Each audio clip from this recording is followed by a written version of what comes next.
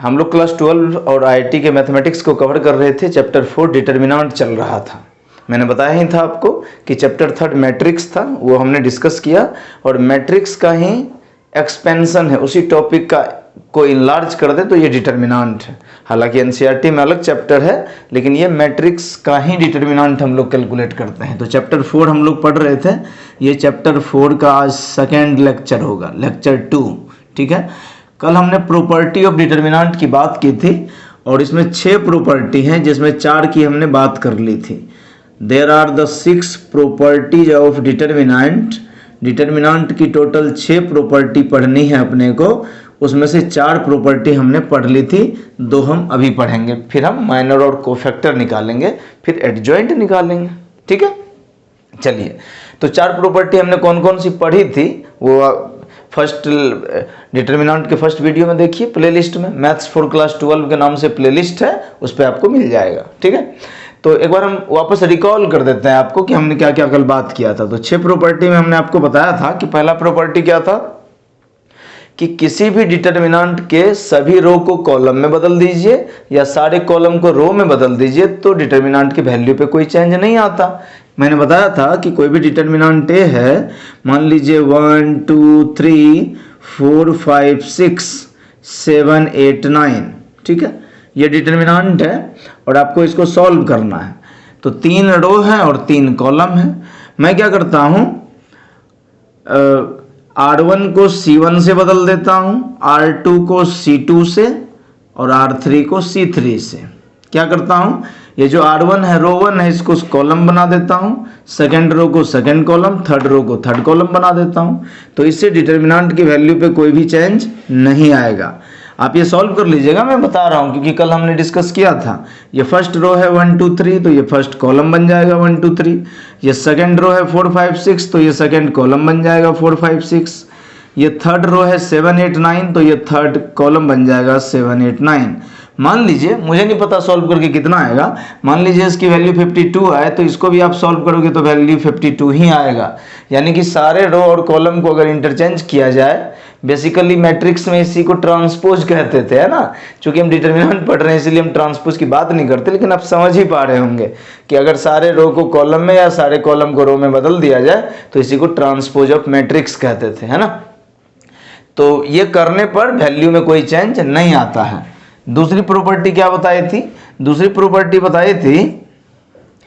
Property क्या बताई थी हमने कि अगर कोई, ये तो मैंने तीनों रो को तीनों कॉलम में बदल दिया, यानी कि सारे रो बदल दिए। अगर कोई 2 रो या 2 कॉलम को आपस में इंटरचेंज किया जाए तब, मान लीजिए पहला दोनों को बदलते, तीसरे को वैसे का वैसे छोड़ देते हैं। मतलब ये मैट्रिक्स गिवन, ये डिटर्मिनेंट गिवन है और मान लीजिए कि हम क्या करते सेकंड में केवल 2 को बदलते, यानी कि R1 को R2 से, ठीक है, R1 को R2 की जगह, R2 को R1 की जगह रख देते हैं। तो ये इसका मतलब 2 रो को हमने आपस में इंटरचेंज किया। तो क्या किया, 1 2 3 फर्स्ट रो है, इसको सेकंड रो की जगह पे रख दिया 1 2 3, और जो थर्ड रो है 7 8 9 उसको कोई चेंज नहीं किया, उसको ऐसे का तैसे छोड़ दिया। फर्स्ट रो सेकंड रो की जगह आ गया और सेकंड रो वाला फर्स्ट रो की जगह आ गया। क्या सारा बदला? नहीं सर, सारा तो नहीं बदला। तो अगर ऐसा स्थिति आए, अगर ऐसा हो कि आपने केवल 2 ही रो या 2 ही कॉलम को आपस में इंटरचेंज किया हो, तो वैल्यू मान लीजिए 52 आया तो केवल माइनस का साइन आ जाएगा, है ना। डिटर्मिनेंट की जो वैल्यू है उसका साइन अपोजिट हो जाएगा। कल ये भी बात की थी हमने। ये 2 प्रॉपर्टी हो गए। तीसरी प्रॉपर्टी क्या थी दोस्त? तीसरी प्रॉपर्टी थी कि किसी भी डिटर्मिनेंट का 2 रो या 2 कॉलम अगर आइडेंटिकल हो जाए या प्रोपोर्शनल हो जाए तो डिटर्मिनेंट की वैल्यू सीधे 0, कैलकुलेट करने की जरूरत नहीं होती। थर्ड, मान लीजिए कोई डिटर्मिनेंट बी है, यह है 1 2 3 4 5 6 और यह है 1 2 3। तो आपको दिख ही रहा होगा कि ये रो 1 R1 और ये रो 3, ये दोनों जो है सेम है। अगर 2 रो या 2 कॉलम आइडेंटिकल हो तो आप सीधे बोलोगे डिटर्मिनेंट की वैल्यू कितनी? सर 0, खत्म बात। ठीक है, ये तीसरा प्रॉपर्टी था। चौथा क्या बताया था कल? चौथा बताया था कि किसी भी डिटर्मिनेंट के किसी भी रो या कॉलम में अगर सिमिलर नंबर मल्टीप्लाई हो, सेम नंबर, तो वो नंबर डिटर्मिनेंट के बाहर आ जाता है, यानी कि डिटर्मिनेंट की वैल्यू में मल्टीप्लाई हो जाता है। क्या मतलब, मान लीजिए कोई मैट्रिक्स सी है, ये है 2 4 6 1 3 2 -1 4 9, कुछ इस तरह का है। ठीक है, इसको हमको सॉल्व करना हो तो आपको दिख रहा है कि ये जो R1 है ये 1 2 जा 2 2 2 जा 4, इसी को लिख सकते हैं 2 3 जा 3, इसको 2 1 जा 2, यानी कि यहाँ पे 2 4 6 था, उस पर आप देख पा रहे हैं कि ये 2 जो है सब में मल्टीप्लाई है, तो सेम नंबर मल्टीप्लाई है किसी भी रो या कॉलम में, तो ये नंबर बाहर आ जाता है, यानी कि 2 बाहर आके मल्टीप्लाई हो जाएगा और ये वैल्यू हो जाएगी 1 2 3 1 3 2 -1 4 और 9। आप इसको सॉल्व करोगे, यानी कि क्या हुआ कि डिटर्मिनेंट के किसी भी रो या कॉलम में सेम नंबर मल्टीप्लाई हो, जिसको स्केलर नंबर कहते हैं, अगर मल्टीप्लाई हो तो वो नंबर डिटर्मिनेंट में मल्टीप्लाई हो जाता है। क्या समझ में आया बात?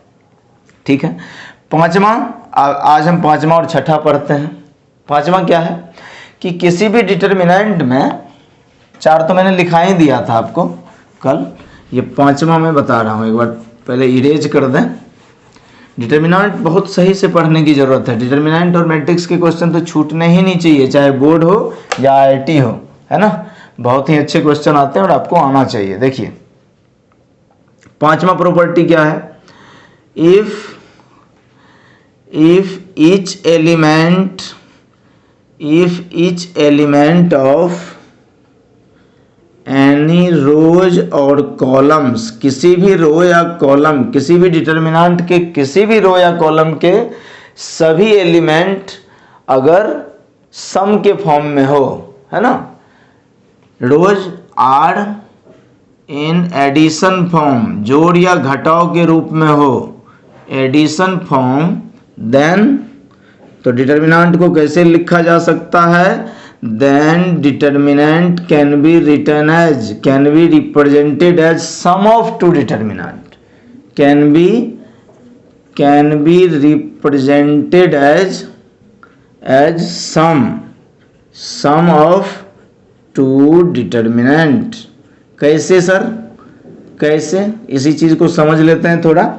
मान लीजिए कोई डिटर्मिनेंट A है, ये गिवन है ABC, इसका एलिमेंट है, दूसरा एलिमेंट है sir D plus lambda, E plus lambda और F प्लस लेमडा, तीसरा है GHI।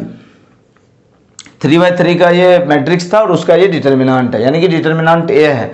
आपको दिख ही रहा होगा कि ये जो रो 2 है, ये रो 1 रो 2 रो 3, तो रो 2 में सिमिलर नंबर मल्टीप्लाई है, सॉरी ऐड है। मैंने क्या बताया कि किसी भी रो या कॉलम का सब एलिमेंट अगर एडिशन के फॉर्म में दिख रहा है ना, ये प्लस में है, माइनस भी हो सकता था, अगर ऐसा है और सिमिलर नंबर अगर ऐड है या सब्ट्रैक्शन है, सिमिलर नंबर लैम्डा ऐड है, तो इसको सम ऑफ टू डिटर्मिनेंट, इसको दो डिटर्मिनेंट के फॉर्म में लिखा जा सकता है। कैसे लिखा जा सकता है, पहला है ABC DEF और GHI, पहला तो ये प्लस, दूसरा डिटर्मिनेंट ABC, पहले एलिमेंट पहले रो में तो कोई चेंज नहीं होगा सर, दूसरा अब क्या हो जाएगा, lambda lambda lambda lambda lambda lambda, क्यों, क्योंकि मैंने इसको सेपरेट कर दिया, पहले डिटर्मिनेंट में DEF ली और अब क्या ले लेता हूँ लेमडा, और थर्ड चेंज ही नहीं होगा GHI। क्या समझ में आया बात? तो इस तरह से डिटर्मिनेंट को हम दो अलग अलग डिटर्मिनेंट के एडिशन या सम के फॉर्म में लिख सकते हैं। ये पांचवा प्रॉपर्टी था। छठा देखिए, छठा कुछ ये बेसिक ऑपरेशंस हैं, ये ऑपरेशन हमको करने हैं। रो ऑपरेशन कैसा होगा, किसी भी रो के एलिमेंट को, किसी भी रो के एलिमेंट को दूसरे रो के एलिमेंट से जोड़ा या घटाया जा सकता है। मैंने फिर बता रहा हूं, मैं डिटर्मिनेंट सॉल्व करने का क्या तरीका है कि सर कैलकुलेशन आसान हो, और कैलकुलेशन आसान होने के लिए किसी भी रो या कॉलम में जीरो की संख्या ज्यादा हो, सीधी बात है, आपको जीरो बनाना है। तो जीरो कैसे बनेगा, ये बेसिक ऑपरेशन, ये मैट्रिक्स में भी था। तो ये रो है, ये से कॉलम ऑपरेशन भी हो सकता है, कॉलम ऑपरेशन भी हो सकते हैं। ठीक है, तो दीज आर द 6 प्रॉपर्टीज। हम बताएंगे आपको कि हम क्या करने वाले हैं इसमें। ठीक है, तो आपको समझ में आएगा। ठीक है, 6 प्रॉपर्टी हो गए। इस 6 प्रॉपर्टीज के हेल्प से हम लोग डिटर्मिनेंट सॉल्व करेंगे। तो कल हम क्वेश्चन करेंगे, आज हम थोड़ा सा थ्योरेटिकल पोर्शन देख लेते हैं। माइनर और कोफैक्टर कैसे कैलकुलेट करते हैं। माइनर और कोफैक्टर, सबसे पहले माइनर समझते हैं कि माइनर क्या होता है। वो वाला माइनर नहीं कि 16 साल से कम है तो माइनर माने जाएंगे, नहीं, वो वाली नहीं। मैथमेटिक्स में माइनर का क्या मतलब है, देखिए क्या सीखना सर आपको, माइनर एंड कोफैक्टर। कोफैक्टर, तो माइनर कोफैक्टर कैसे कैलकुलेट करेंगे। सबसे पहले यही समझ जाइए कि माइनर को MIJ के फॉर्म में लिखते हैं और कोफैक्टर को लिखते हैं सर कैपिटल AIJ के फॉर्म में। ठीक है, कैपिटल A और स्मॉल AIJ रहे तब सर, ये स्मॉल IJ रहे तब। ये तो डिटर्मिनेंट है, ये डिटर्मिनेंट है जो आपको गिवन होगा। डिटर्मिनेंट गिवन, जो गिवन है वो इस फॉर्म में होगा। माइनर M से होगा, IJ तो समझ ही रहे हैं, I number of row, J is number of column, कौन से रो कौन से कॉलम में है। कोफैक्टर को कैपिटल K से हम लोग रिप्रेजेंट करेंगे। देखिए कैसे, सबसे पहले माइनर देखते हैं। माइनर, मान लीजिए कोई डिटर्मिनेंट गिवन है, ये क्वेश्चन है, डिटर्मिनेंट गिवन है ABCD। ठीक बात है, ठीक बात है। अगर हम लोकेशन लिखना चाहें, या इसको थोड़ा सा XY Z और W, ये मैंने 4 एलिमेंट लिख दिए, ये डिटर्मिनेंट है। डिटर्मिनेंट स्क्वायर मैट्रिक्स का होता है, कल ही बताया था हमने। तो ये स्क्वायर मैट्रिक्स है 2x2 का और उसका डिटर्मिनेंट है। हमको निकालना है माइनर। तो आपको दिख ही रहा है, ये फर्स्ट रो है, ये सेकंड रो है, ये फर्स्ट कॉलम है, ये सेकंड कॉलम है। तो ये एलिमेंट कौन सा हो गया, ये हो गया sir first row first column. ये एलिमेंट हो गया फर्स्ट रो सेकंड कॉलम। ये एलिमेंट हो गया सेकंड रो फर्स्ट कॉलम और ये एलिमेंट हो गया सेकंड रो सेकंड कॉलम। सबका लोकेशन मिल गया। ये जो IJ है समझ में आ रहा है ना, ये 1 1 है, ये 1 2 है IJ, ये 2 1 है, ये 2 2 है। ठीक है, अब मान लीजिए हमको निकालना है माइनर। तो माइनर तो चारों एलिमेंट का निकलेगा भाई, 1 1। तो M11 जब माइनर निकालते हैं तो जिस एलिमेंट का निकालते हैं उस एलिमेंट को, वो एलिमेंट जिस रो या कॉलम में है उस रो या कॉलम को डिलीट कर दीजिए। हमको चाहिए माइनर किसका, A11 यानी कि X का। तो X फर्स्ट रो में, फर्स्ट रो खत्म, फर्स्ट कॉलम खत्म, क्या बचा W, यही हो गया। M12 बताओ भाई, 1 2 यानी कि Y का माइनर क्या होगा, तो Y फर्स्ट रो में, फर्स्ट रो खत्म, सेकंड कॉलम खत्म, क्या बचा Z बचा। ऐसे ही हमको M21 चाहिए, इसका माइनर बताओ। A21 कौन सा है, Z। तो Z का, तो Z सेकंड रो में है, सेकंड रो खत्म और फर्स्ट कॉलम खत्म। तो ये और ये खत्म, ये खत्म, ये खत्म, क्या बचा Y बचा सर। हमको AM22 इस एलिमेंट का 2 2 पर ये है, सेकंड रो सेकंड कॉलम पे W है, तो W का माइनर, तो W सेकंड रो में, सेकंड रो खत्म, सेकंड कॉलम खत्म, क्या बचा X बचा। तो इसका मतलब जब आप माइनर लिखोगे, जब हम MIJ लिखने की कोशिश करेंगे तो सर कैसे लिखेंगे इसको, 1 मिनट, कैसे लिखेंगे इसको, इसको लिखेंगे W first row first column, second first row second column, WZYX। समझ में आ रहा है ना, ये पोजीशन कैसे हुआ, 1 1 1 2 2 1 2 2, first row first column, first row second column, second row first column, second row second column. तो समझ में आया ना आपको कि ये मैट्रिक्स, ये डिटर्मिनेंट था और इसका माइनर देखिए कैसा है, XYZW, और जबकि आया आंसर क्या है, WZYX। हम आपको आगे शॉर्ट ट्रिक भी बताएंगे कि बिना ये सब किए कैसे देख करके फटाक से बना दे। अगर 2 by 2 मैट्रिक्स हो तो 3 by 3 है, फिर तो कैलकुलेट करना पड़ेगा। समझ में आया। तो ये तो हुआ 2 by 2 का। चलिए 3 by 3 का करके देख लेते हैं। एक मैट्रिक्स मान लीजिए B है, या इसको मिटा ही देते हैं फटाक से ना, मिटा ही देते हैं। माइनर कैलकुलेट कर रहे हैं हम लोग, है ना, माइनर।